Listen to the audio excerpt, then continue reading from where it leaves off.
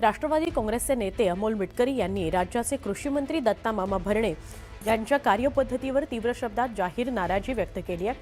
पक्षाच्या कार्यकर्त्यांनी वारंवार फोन करूनही कृषी मंत्री फोनच उचलत नाहीत, पण इतर पक्षाच्या आमदारांचे मात्र फोन एका मिनिटात उचलतात, असा गंभीर आरोप केलाय मिटकरी यांनी।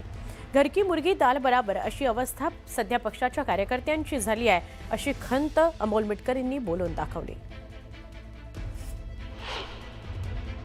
ज्या पक्षाचा कणा शेतकरी आहे, ज्या शेतकऱ्यांवर अजितदादा जीव ओवाळून टाकत होते, की ताटात उष्ट राहिल्यानंतर सुद्धा अजितदादा शेतकऱ्याचं अन्न वाया घालू नका असा संदेश देत असतील, आणि त्याच खात्याचे मंत्री पक्षाच्याच एका कार्यकर्त्यांनी 5दा फोन केल्यावर उचलत नाहीत, मात्र आमदार रवी राणाचा फोन एका मिनिटात उचलून त्यांच्यासोबत संवाद साधतात।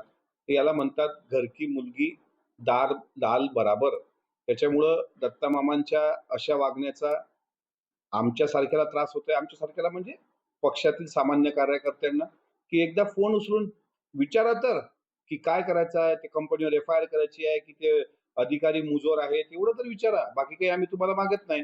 त्यामुळे आमच्याशी केलेला दुजाभाव हा वेदनादायी होता